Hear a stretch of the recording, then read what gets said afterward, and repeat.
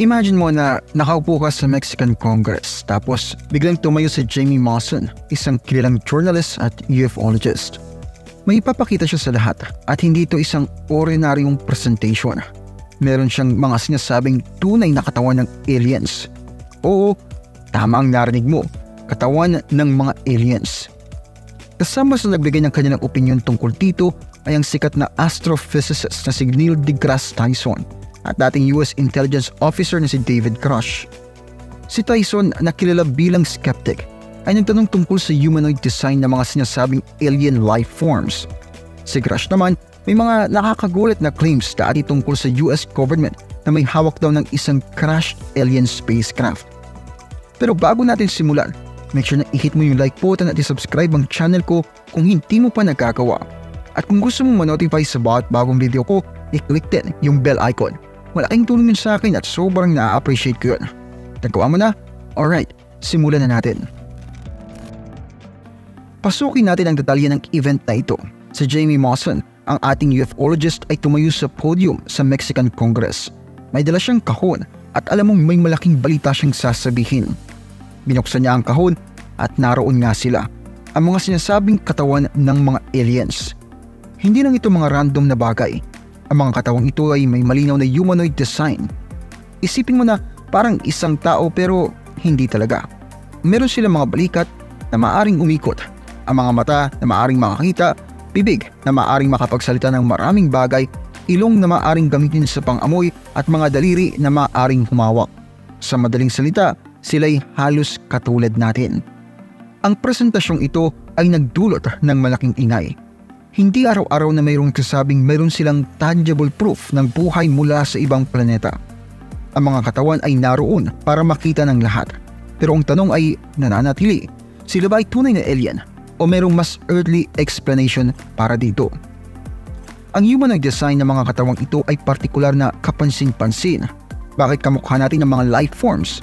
Ito ba'y simpleng pagkakataon lamang o may mas malalim na koneksyon sa pagitan ng buhay sa Earth at buhay sa kalawakan? Okay, so pag-usapan naman natin kung paano nag-react ang mga tao sa nakababaliw na presentasyong ito.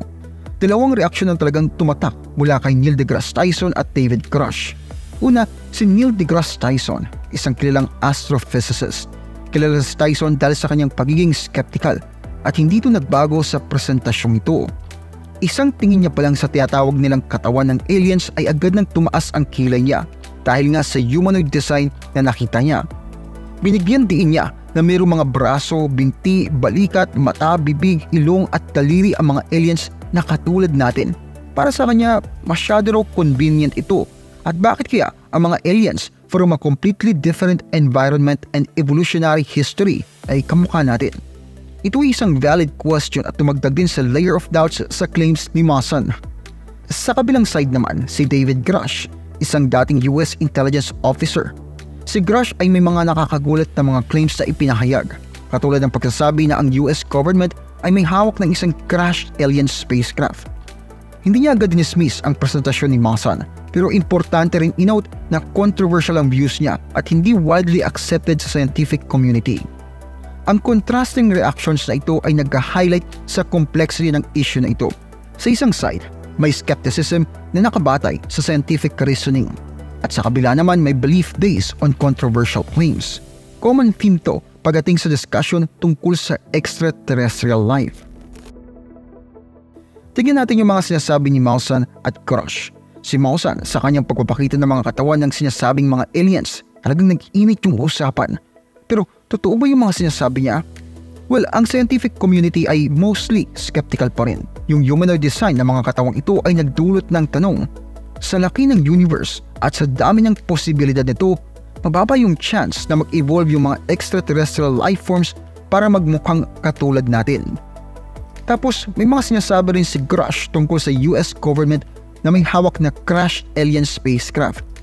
Kahit na sensational yung mga claims niya, kulang yun sa solid evidence. Hanggang walang verifiable proof, speculation lamang sila. Importante na skeptical tayo pagdating sa ganitong claims. Kagaya nga ng sinasabi ng iba, extraordinary claims require extraordinary evidence. Yung existence ng extraterrestrial life ay isang topic na nagpapabilib sa tao for centuries. Sumasang-ayon ang scientific community na mataas ang possibility ng life beyond Earth dahil sa dami ng galaxies, stars at planeta sa universe.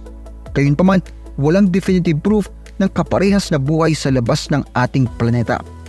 Tuloy pa rin yung paghahanap natin gamit ng mga tools kagaya ng SETI radio telescopes para makinig sa signals mula sa mga ibang intelligent alien life. Tara't balikan natin at tignan ang bigger picture.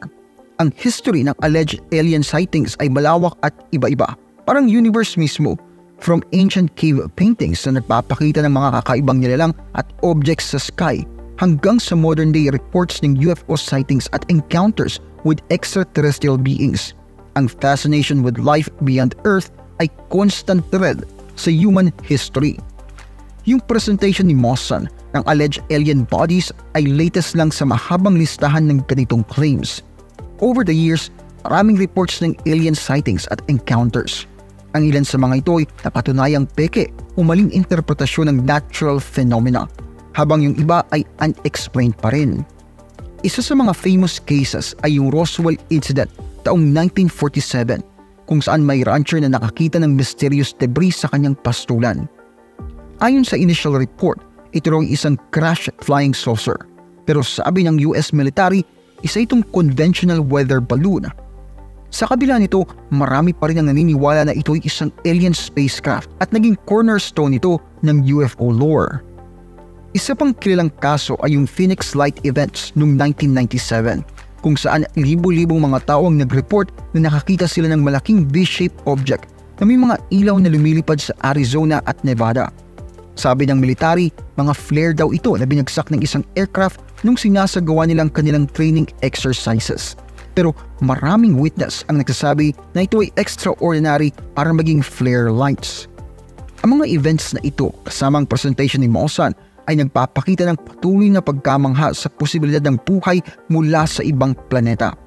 Pinapakita rin ito yung importante ng critical thinking at scientific inquiry sa pag-evaluate ng ganitong claims.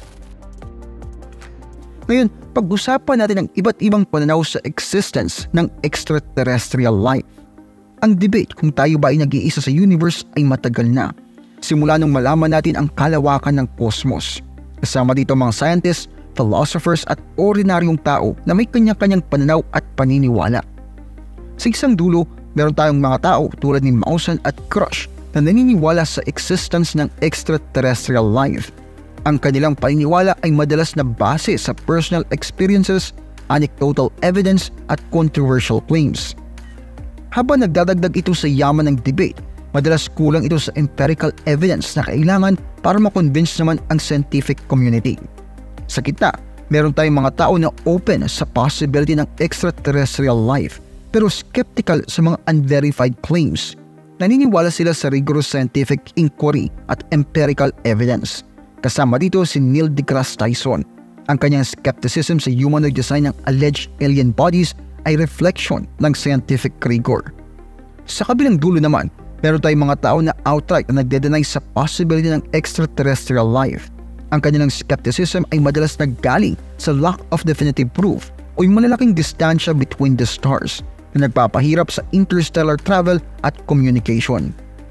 Ang iba't ibang pananaw na ito ay nagpapakita ng complexity ng debate tungkol sa extraterrestrial life. Nagpapaalala ito sa atin na habang exciting mag-isip tungkol sa existence ng aliens, importante pa rin na may critical eye tayo at may commitment sa scientific inquiry.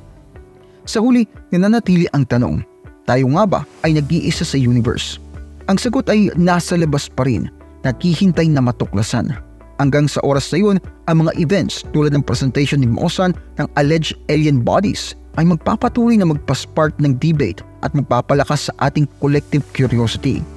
Tandaan, habang exciting mag-isip tungkol sa existence ng aliens, importante pa rin nga na may critical eye tayo at commitment sa scientific inquiry. Sa huli, ang katotohanan ay nakabase sa ebidensya, hindi lamang sa paniniwala. Kung gusto mo mang ginagawa ko dito, huwag kalimutang pindutin ang like button at mag-subscribe sa channel ko kung hindi mo pa nagagawa. At kung meron kang ilang topic na gustong gawin dito sa channel, ilagay mo na sa comment section at susubukan natin gawin yan. Maraming salamat sa panonood. at kita-kits tayo sa next video. Maraming salamat po sa inyong panonood. Kung mahilig kayo sa history, mystery, religion, urban legends at iba pa, paki-subscribe naman po ang isa kong channel, Ang Libro. May bagong videos po every week. Paki-like at paki-follow na rin po ang aking Facebook page. Muli, maraming salamat po. Maraming salamat lalo na sa mga solid supporter na sina